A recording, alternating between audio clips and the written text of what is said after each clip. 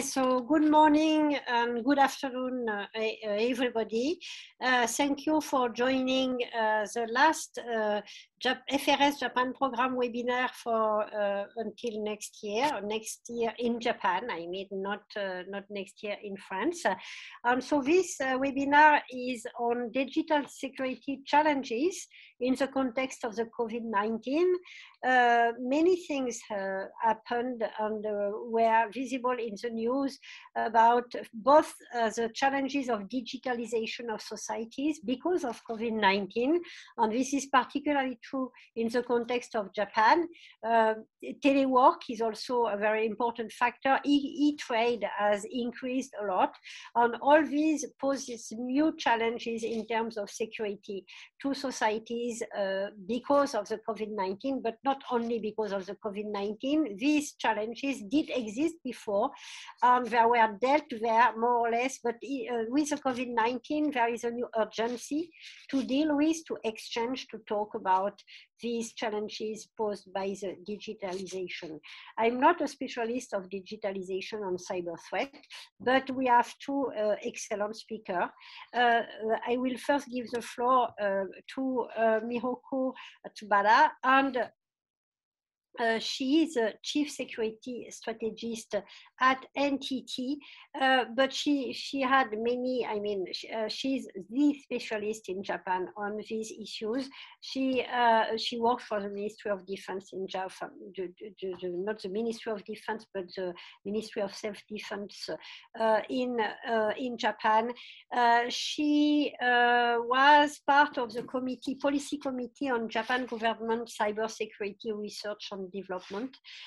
She wrote many books on these issues, and she will have 15 minutes to make, or a little bit more, to make a presentation. Then we will have Nicolas Mazzuchi, who is also our specialist at FRS on these issues, and we also published many articles, papers, and books on these challenges of cybersecurity and digitalization. And he will also have 15 minutes after Mihoko. Then we will follow these two presentations by a Q&A, small Q&A session. The webinar is for 1 hour.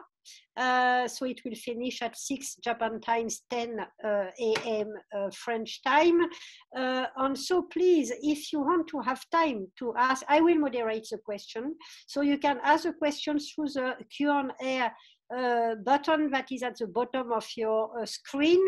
Please use that for your questions, and I will relay the question after the two presentations to the two speakers. So Mihoko, we will start with you, and the floor is yours. I think you have a PowerPoint and you will share it with us.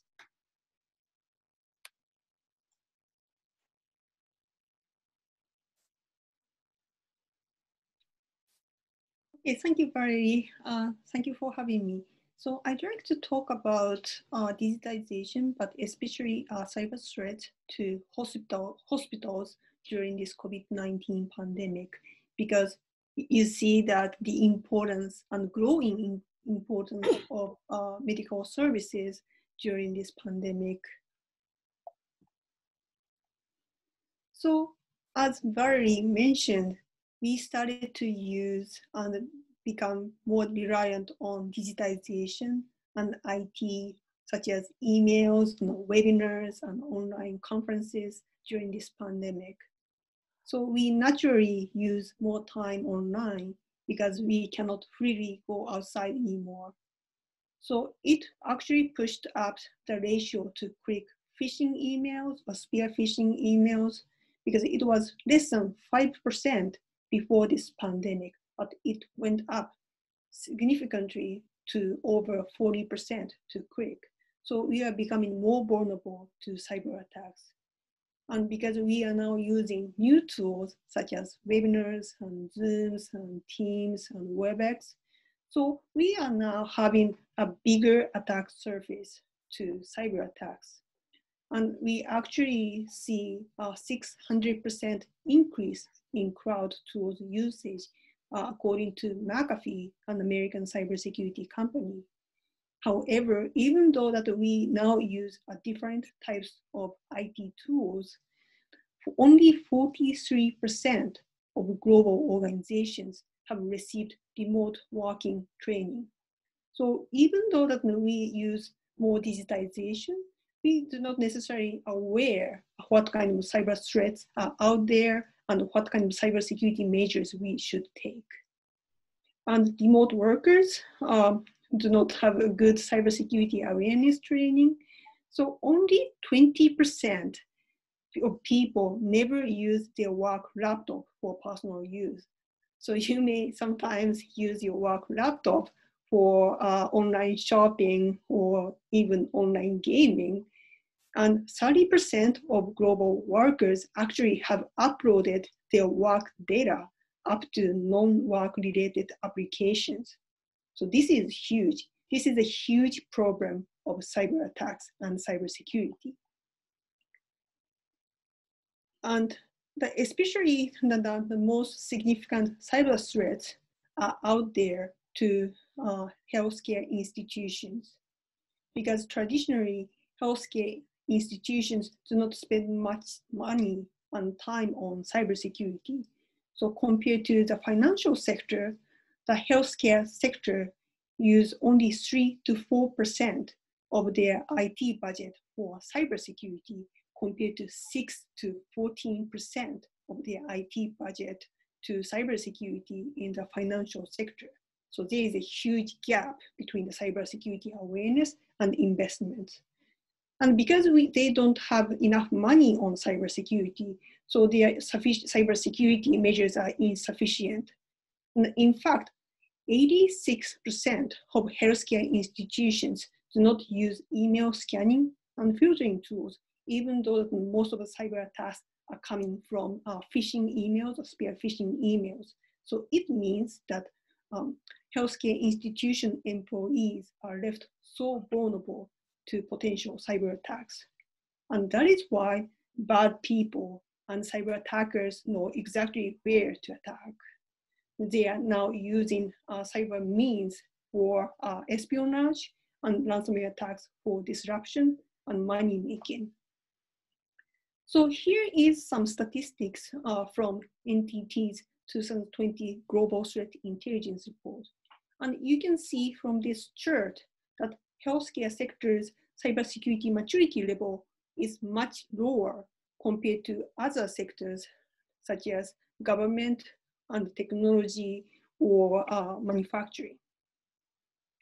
And it is also disturbing to learn that the Asia Pacific region, where I live from Japan, the cybersecurity maturity level is much lower compared to other regions such as Europe and Americas. So it means that healthcare institutions in the Asia Pacific region needs to enhance their cybersecurity immediately to make sure to have a timely and efficient medical services for customers in the Asia Pacific region. And ransomware attacks are also becoming more significant in the healthcare sector. And ransomware attacks encrypt your data and IT systems if those IT systems are infected. And it means that you cannot access to your database anymore. And when it comes to hospitals, it can be a significant problem, because if you lose access to your database on patients, it means that you cannot give medical treatment to your patients, and it can lead to death of your patients in the worst case scenario. And actually, I can share this specific example later in a couple of minutes. So because of the specific and particular situation around hospitals, and hospitals are now under more pressures to recover their access to database and IT systems if they are hit by a ransomware attacks. And they are more under pressure to pay a ransom to hospital, to attackers if they need to, even though that law enforcement discourages hospitals or victims to do so, because that kind of money can be used for next future cyber attacks. And I can share what kind of damages can cause by ransomware attacks. So for example, in San Francisco, University of California, San Francisco was hit by a ransomware attack last June. And they had and they decided to pay $1 million US as a ransom because they needed to take back their access to their data. And another example is happening in Japan and also in France, unfortunately, recently. So for example, in October 2020, a Taiwanese branch of Japanese major pharmaceutical company, Shionogi, was hit by a ransomware attack. And reportedly, some information stolen from Shionogi was posted on the dark web. And also, there was a first known death from a cyber attack, even though that later law enforcement denied the link between the timing of death and the timing of ransomware attacks. So in September 2020, Düsseldorf University Clinic was hit by a ransomware attack, and they lost their access to their IT systems and patients' database. So they had to promptly transport the patients to other hospitals nearby, and one of them was a 78-year-old lady. And unfortunately, she was transported to another hospital nearby, but she died after the transportation. And at first, German law enforcement announced that this might be a negligence manslaughter caused by this ransomware attack, but because she was already in a critical condition, so the law enforcement later determined that there is no link, or they cannot conclude that there was a link between the timing of her death and the timing of this ransomware attack. And probably you are already well aware that there have been ransomware attacks on French hospitals recently. So in February 2020, already 2 French hospitals were hit by a ransomware attack, and they had to postpone their medical surgeries, and because they lost their access to medication management systems. So that is why President Macron quickly decided to announce that the French government will increase and invest 1 billion euros in a national cybersecurity strategy. So this type of disruptive cyber attacks, which can disrupt human lives by ransomware attacks, can change national strategies to protect not only IT systems, but also our own lives. So cyber espionage is another type of cyber attacks and hitting the healthcare institutions during this pandemic. And at first, in the early stage of this pandemic, cyber espionage was targeting policy around COVID-19 decision-making process, and also modeling to track COVID-19 patients. But recently, cyber espionage people and attackers are more targeting COVID-19 medication and vaccination information. Why? Because this type of information is crucial to recover your economy. It can be more influential in the world. And if you can steal that kind of information, and if you can give that information to your own domestic industry, then it can give more competitiveness in the global business market. And also, there was some incidents to use stolen data on vaccinations as this information to undermine trust in people's vaccination. And Japan is unfortunately not immune to this type of cyber espionage on healthcare institutions. For example, according to CrowdStrike, another American cybersecurity company, found that between April and October 2020, cyber espionage efforts have been detected against multiple healthcare institutions to develop COVID-19 vaccines. So this incident also you can learn that cyber attackers are targeting the information on vaccination. And reportedly, CrowdStrike believes that these cyber espionage campaigns are coming out from China. And recently, we also saw an increasing news articles about North Korean efforts to steal COVID-19 vaccination information from various healthcare institutions in the world, not only in the United States, but also the UK, Germany, and South Korea. So this is a huge campaign. So this problem is not limited to Japan or the United States, the UK. This is a global issue. Because now we need more vaccinations to recover ourselves and also to overcome the challenges posed by COVID-19 pandemic.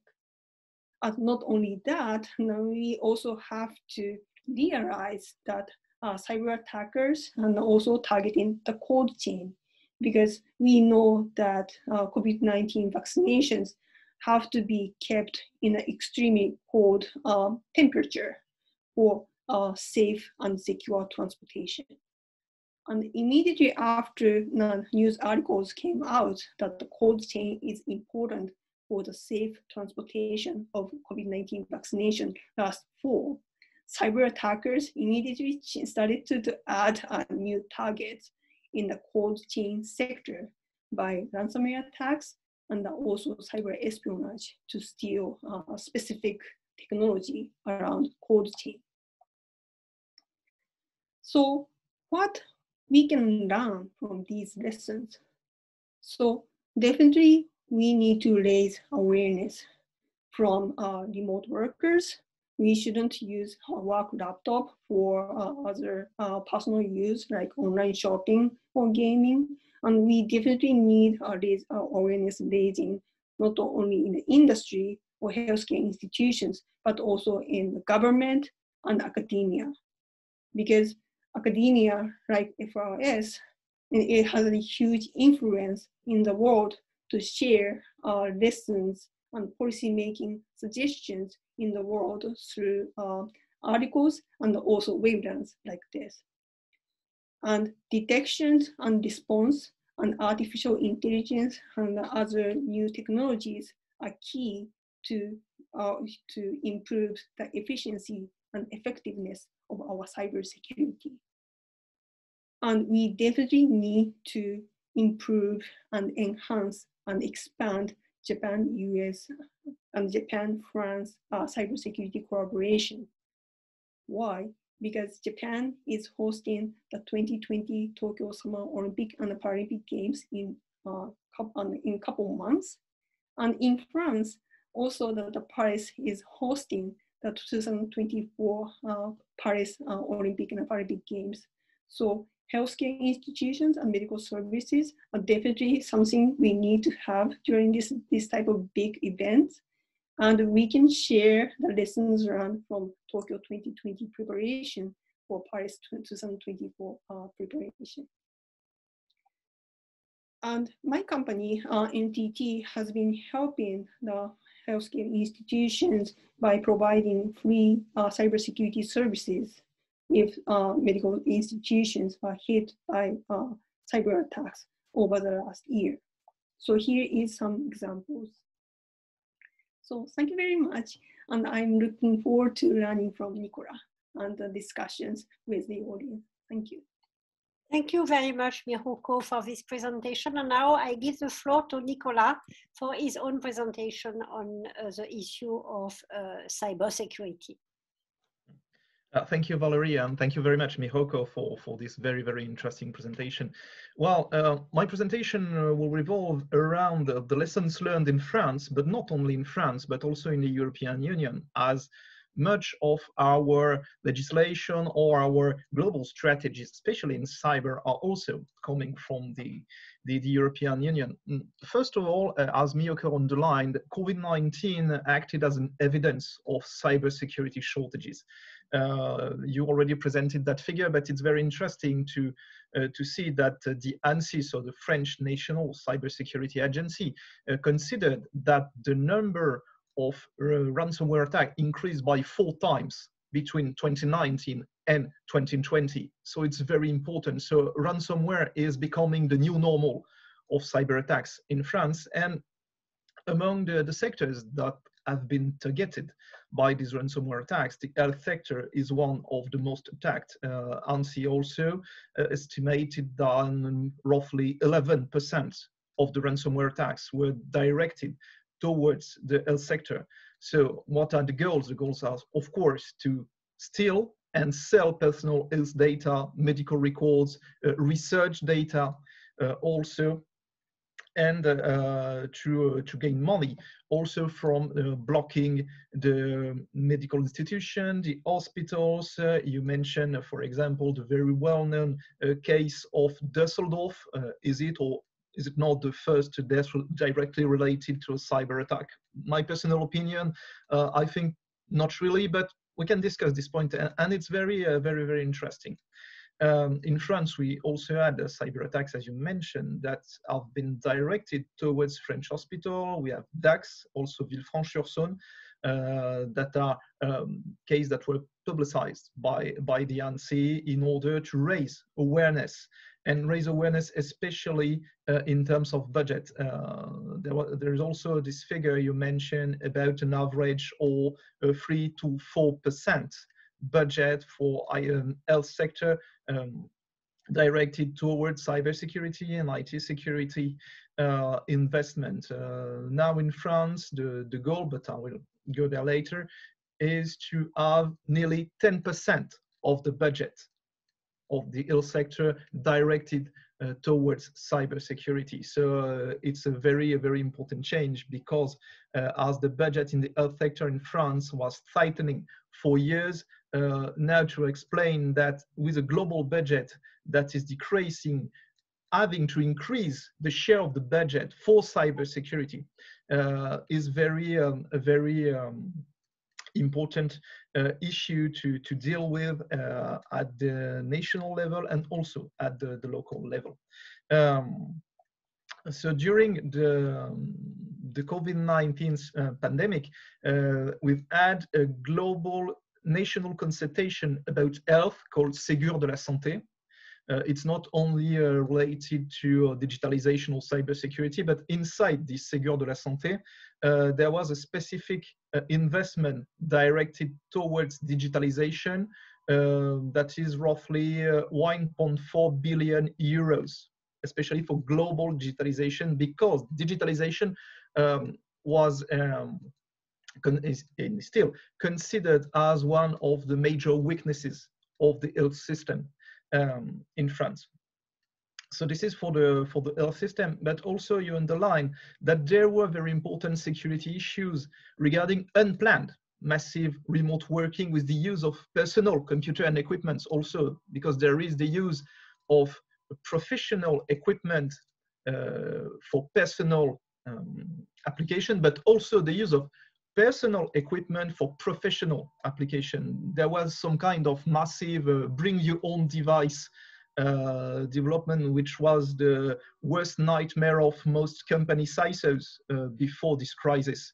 And this massive use of cloud, massive use of Beyond, massive use of webinar platform, sometimes considered as not that secure. Remember, there was a case on Zoom, for example, at the start of the COVID, explaining that Zoom was not considered and was not conceived to be used for professional application, and then was not that secure. Facebook worked in order to make Zoom more secure, but there was at the start of the COVID pandemics this issue. So is this unplanned and massive remote working a way for easier social engineering and easier spear phishing? Mostly yes, because we're not really living in fear, but the global climate around this COVID-19 pandemics, around all the issue around the change of our everyday lives and also of our work is creating a global atmosphere of uncertainty, and then it's opening a way for cyber attackers in order to develop specialized social engineering techniques over this fear for COVID-19. I think that most of us, if not all of us, already experienced to receive spam emails with COVID-19 solution as a topic for in this spam email. So this is also to underline that cybersecurity is not only a matter of technical issue, it's a matter of technical plus human issues. Then regarding also the lessons learned, or in terms of cybersecurity, we also saw an increased risk of attack regarding critical infrastructure in Europe, and especially major networks and major electricity networks. For example, there was also an increase of cyber attacks in electricity networks in the United States. So as there is an interconnection of the whole continent, it's not only French responsibility, but globally the EU responsibility to deal with this issue, and I will go back to this point later. And lastly, regarding lessons learned, there is also, I was speaking about this human part in cybersecurity, the concern over disinformation, information manipulation regarding COVID-19 itself, regarding vaccination, but also more globally. For example, President Macron expressed his concern over the meddling in the future elections in France, and recently underlining the potential role of Turkey that we can add for the potential role of Russia, the potential role of China, and other countries or other actors. So is there an increase of the so-called hybrid threats in this COVID-19 era? I think yes. And we have to take into account this cybersecurity issue in a broader way. So what are the answers from France and the EU? You mentioned this investment plan in France, which is a global investment plan called France Relance, which was launched in last September. And the idea is to insist on competitivity, and especially competitivity centered around digitalization. So inside the Relance France plan, which is 100 billion euros globally, there is 1%, so 1 billion euros, that is dedicated to investment in cybersecurity to 2025. The idea is, first of all, to increase cybersecurity awareness, because you underline also that the awareness is a very important point in terms of cybersecurity and cyber hygiene, globally speaking.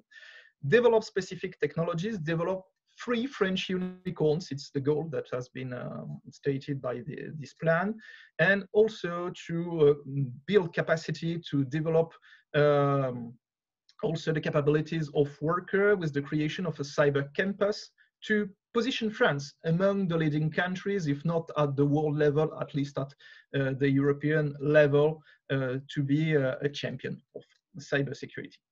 And also, European Union is working on this issue, because EU is at the forefront of the reinforcement of cybersecurity in Europe. The work started before COVID-19 pandemics, but accelerated during the pandemics on the NIS Directive 2.0.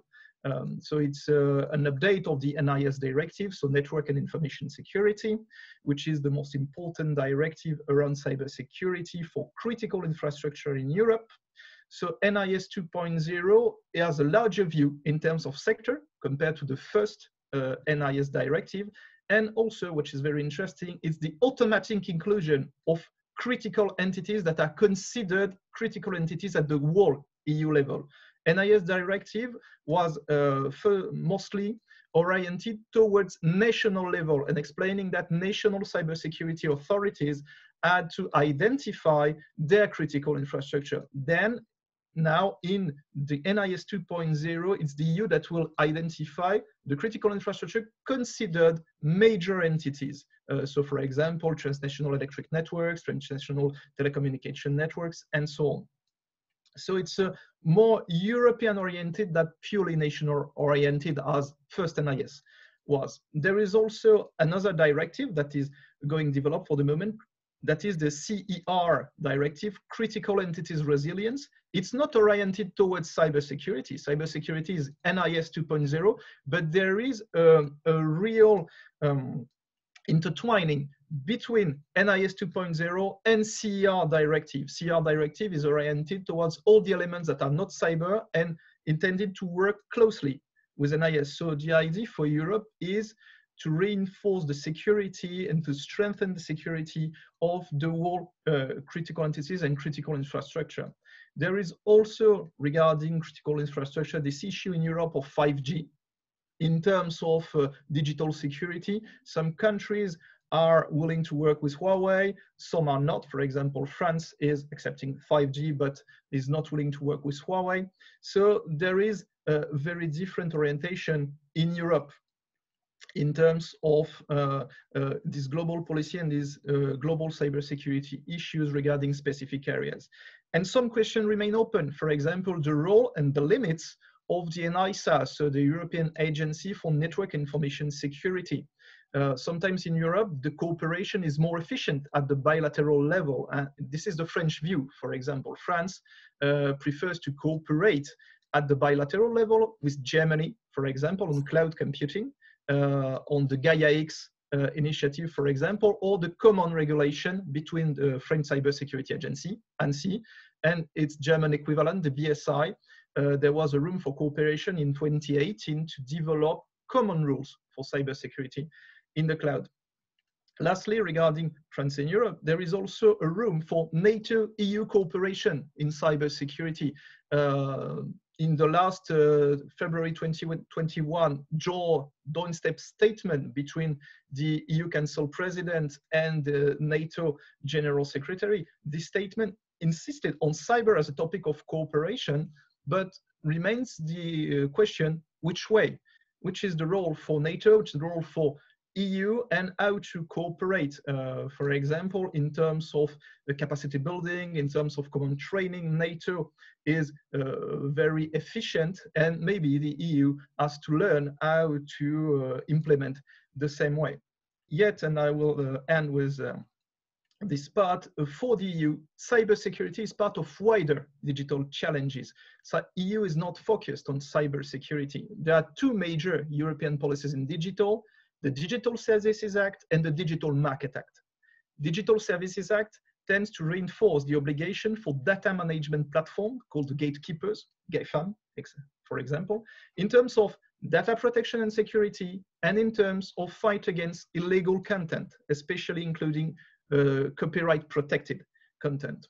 The Digital Markets Act then is for reinforcing the competition policy with specific regulation regarding the potential abuse of position for the gatekeepers in terms of service provider, and maybe as to go towards unbundling if the position is considered to be abusing for the European citizen. Globally, the digital issues, and not only digital, but globally, the European policy is centered around the competition policy. And when looking at the European Commission, for example, it's very clear towards, for example, the GAFAM issues, because Commissioner Thierry Breton, in charge of digital issue, is very pushy towards the creation of European platform, European GAFAM.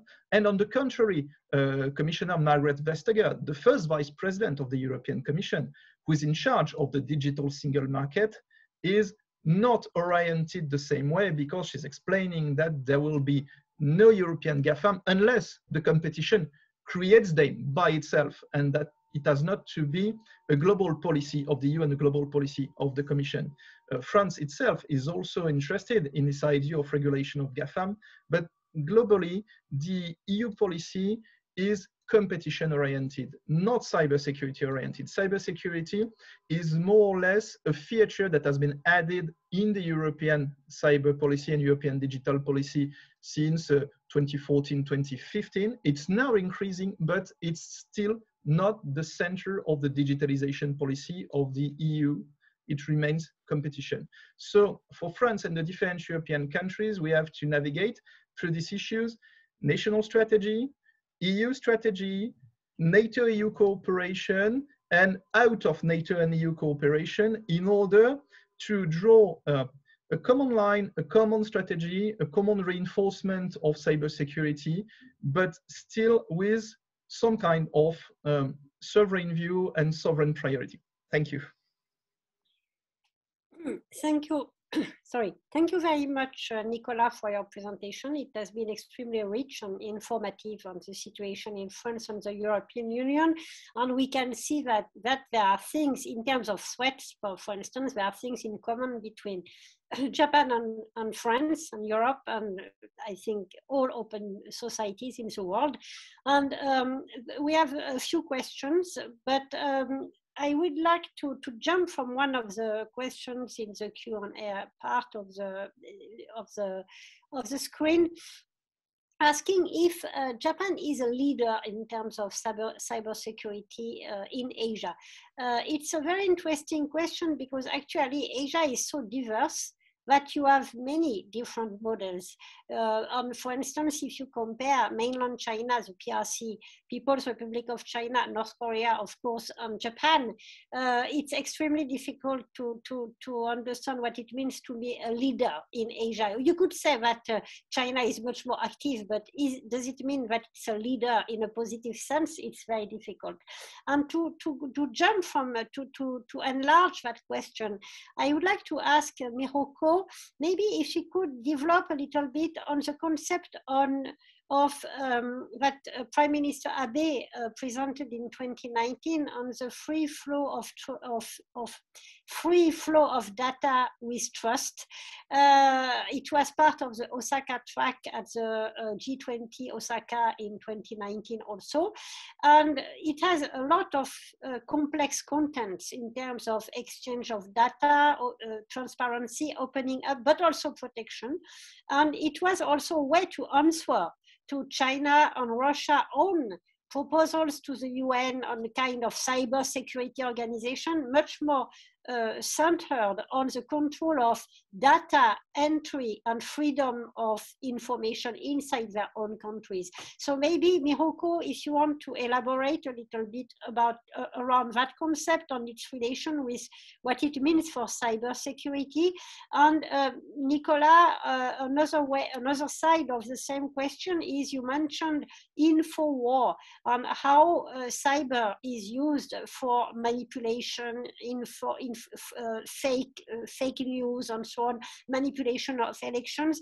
Actually, it's not new. I mean, the manipulation of propaganda informations by hostile countries is as old as war exists. It has been completely theorized recently by, not recently, but for the Chinese or for Leninist country, it is also at the heart of their foreign strategy.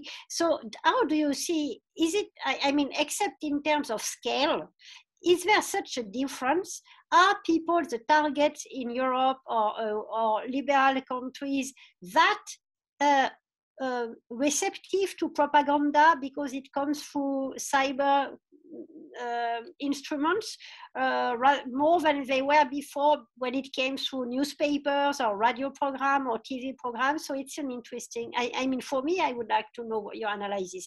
So please first, Mihoko, if you want to answer on the free flow of data with trust, and Nicolas on the info war and cyber threats question. Thank you. Thank you for your question. So free flow of data proposed by former Prime Minister Shinzo Abe is the counter concept to data localization, because the transparency, so just you said, Valérie, the transparency and the market-driven trade, and including data transportation freely across countries, can also promote free trade and also market-driven competition. But to do that, you also have to have a trust in the transportation of data or exchanges of data. So that's why cybersecurity, privacy, and encryption are so crucial to make sure that you can actually have not only free, but also secure and safe transportation and exchanges of data. And related to the question from the audience, is Japan leader in cybersecurity in Asia? So I'm glad that you asked that question, because I can proudly say that Japan has been aspired to be cybersecurity in the world, and Japan has been really willing and also keen to help other countries. So for example, investments in ASEAN have been increasing from all over the world over the last decade. But to do that in the international trade with ASEAN or any countries, you have to have a good cybersecurity to trade data and also goods and services. So that is why the Japanese government launched a cybersecurity policy dialogue with ASEAN countries almost 10 years ago. So this is not only a policy discussions to help ASEAN countries to develop cybersecurity strategies, but you can also have to have technical support to ensure that you can solve day-to-day technical problems. So that is why the Japanese government have been providing more technical cybersecurity workshops for ASEAN government officials. And also NTT provided cybersecurity training for trainers in Vietnam, so that the Vietnamese government can provide the same cybersecurity training for critical infrastructure companies. Thank you very much. Yes, we see that cybersecurity is becoming part of capacity building in a way. And this is also something that we can share between Europe, France, Japan, the UK, US, because that question of capacity building is becoming increasingly important. What role can the EU play? What role can France or the UK play in Asia? One of the answers concerns capacity building. So it's not always focused on cybersecurity, but this could be really, or even in African countries or African continent, in places where there is an urgent need, even though some people may think that it's not that important in some continent rather than others, more vulnerable. So Nicolas, I give you the floor for answering my question. Well, thank you, Valérie. When I started to work on those issues, the eve of the 2010th, in France, they were considered not interesting because they were considered that cyber issues were purely technical. Or the fact is that cyber are not technical issues; they are global issues around information. Cyber conflict is a conflict for, against, or to information. Well. To give you the answer, yes, it's a term of scale, of course, because it's easier to be behind your computer and send messages to the whole planet if you want. But it's not the point. That the scale is larger first, and the information is flowing faster. Okay, that's the point with the cyberspace. The most important issue to understand is what is called the Web 2.0, so the cyberspace of social networks. Because now, if you want to create some propaganda action, you don't only broadcast messages. You broadcast your messages and you have an immediate feedback. So you can change your messages, you can evolve, you can have some agility in order to create the most interesting messages, to create custom-made messages toward the specific audience you want to target. And also in terms of intelligence, because to make propaganda, you have first to make intelligence towards the target that are the most useful for you, especially in order to identify the useful idiots, in order to speak as a Marxist-Leninist. That will be very useful for you to help develop your audience. It's easier because it's very easy to identify communities. It's very easy to identify specific key leaders to engage thereafter, because not everything is online, but most of our lives are now online. And with this era of the social networks, it's the real global village. It's the real era of anonymously speaking, or contrary, personally speaking, personally developing your presence online to gain affection, to gain likes. And then it's very, very easy now to create in digitalized countries, non-digitalized countries, different, but in very digitalized countries, to create this custom-made propaganda towards specific communities, towards specific individuals, and to engage them. Because dealing with cyber communication, you're mostly dealing with emotions. You're targeting as the very deep of the human brain, very deep of human emotion. So it's very easy to achieve a reaction and then to create a specific communication for propaganda, which may be political, economic, and so on. Yes, this is interesting, because actually, in spite of these new vectors like the cyber capabilities, you still see that some propaganda are more effective than other ones, and that it is very much related to the soft power of the country. One cannot really say, at least in all liberal societies, that China propaganda is very effective. It is massive. Trolls are massively active, but the reaction is backlash, and it has been backlash in many countries. So it's very interesting to see that it's not because you control a huge number of trolling capabilities. I'm not speaking of spying, of hackers' action and so on. I'm speaking of pure propaganda. The huge number do not relate in more efficiency, and it's I think in a way it's interesting to follow. I have another questions from the Q&A, and this is related to the organization of cybersecurity. I know that Mihoko already answered to the person who asked a question, but maybe it would be nice to develop for the audience. So there is a double question actually, which is if the self-defense forces have cyber units, and just hosted, they just hosted an online CTF, and also how much money did the government of Japan invest on cyber security? And maybe Nicolas already mentioned this, but to make a brief Nicolas comparison in terms of means and the role of cyber units in France also. Please, Mihoko. Thank you. So in 2019, the Japanese government's the annual cybersecurity budget for cybersecurity was 88.1 billion yen.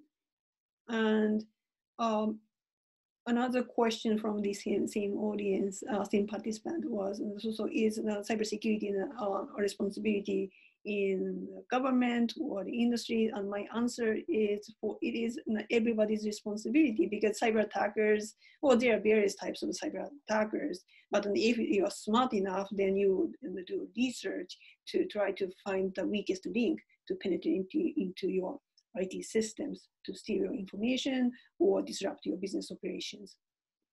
So that is why that every single organization has been developing their interest and also investment in cybersecurity over the last decade.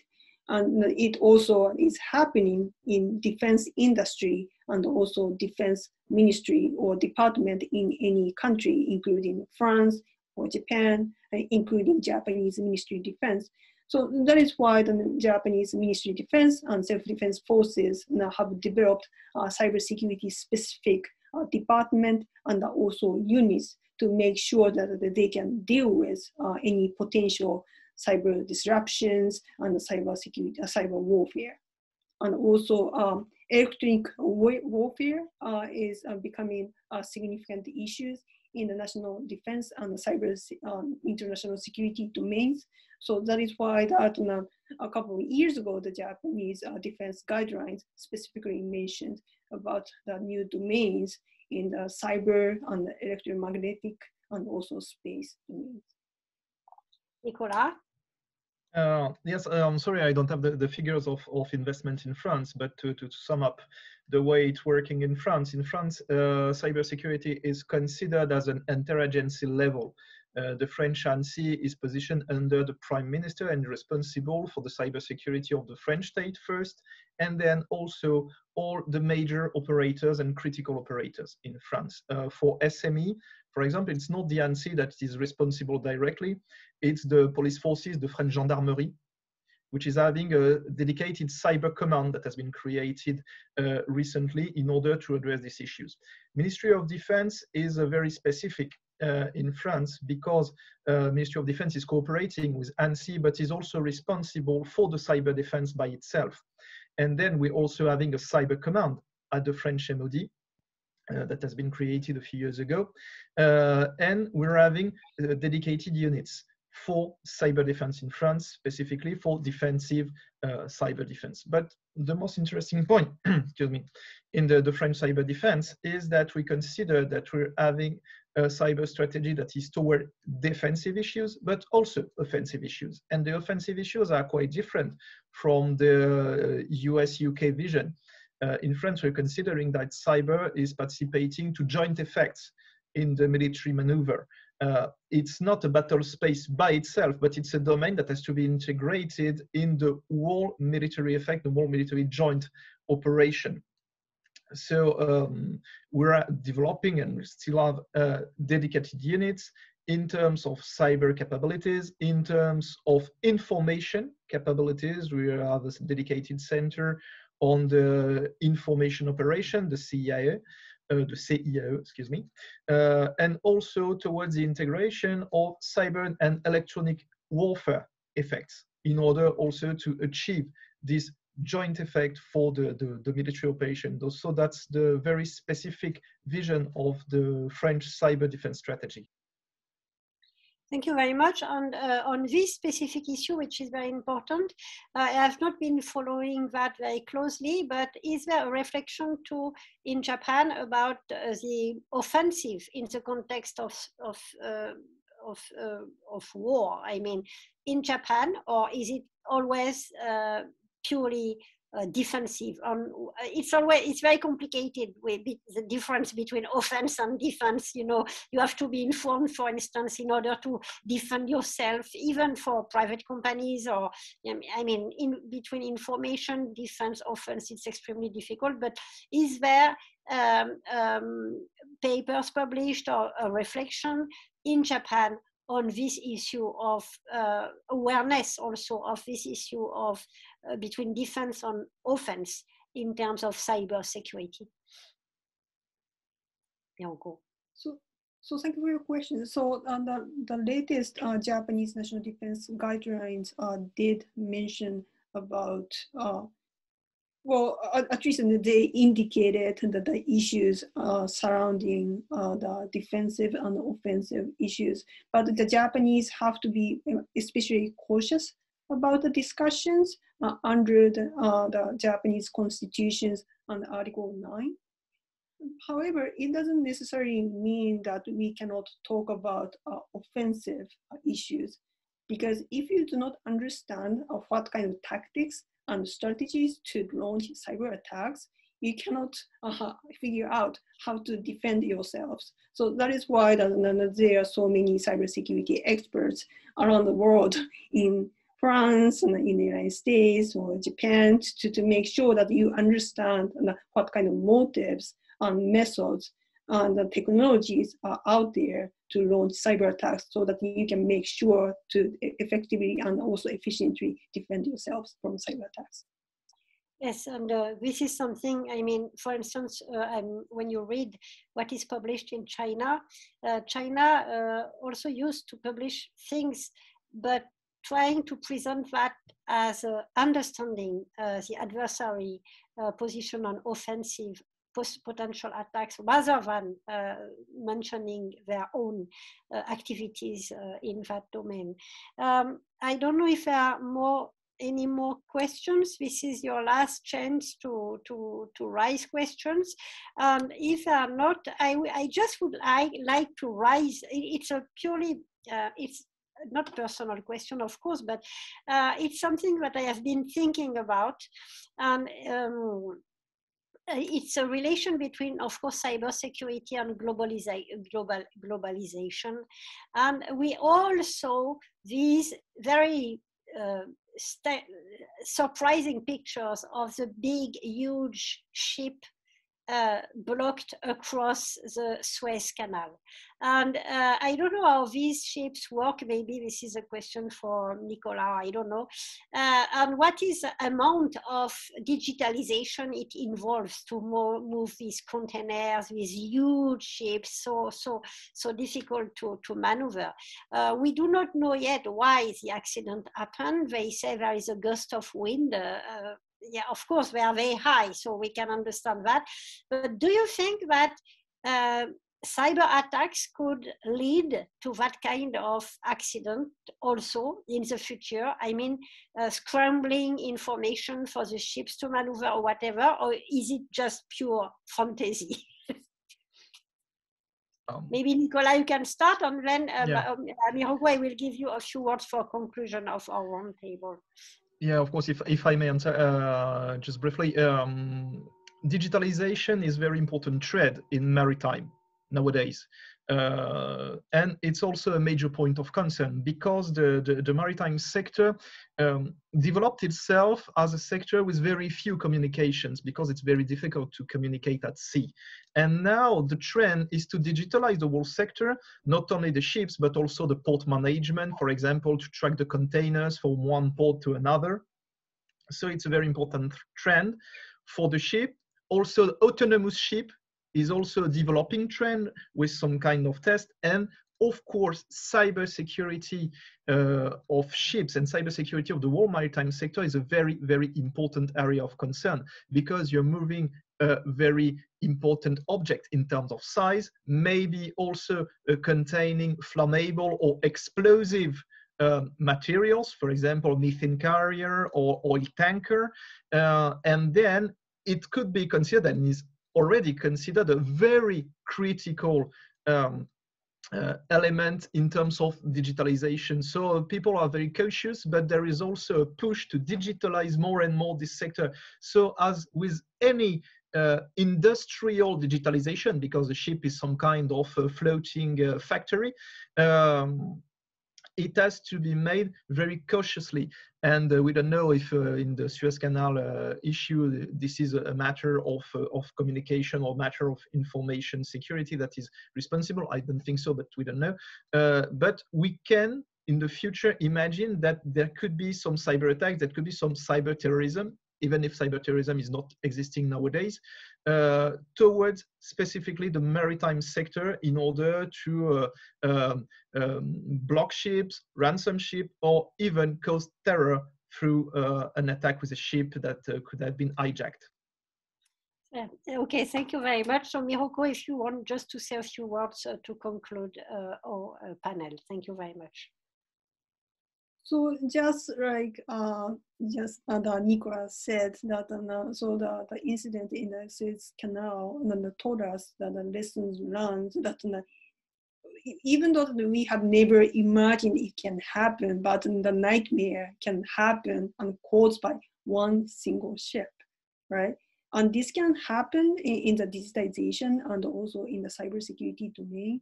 But however, the good news is that this incident in the Suez Canal, lessons learned can be shared by digitization because now we are more reliant on the IT technology, IT and cybersecurity.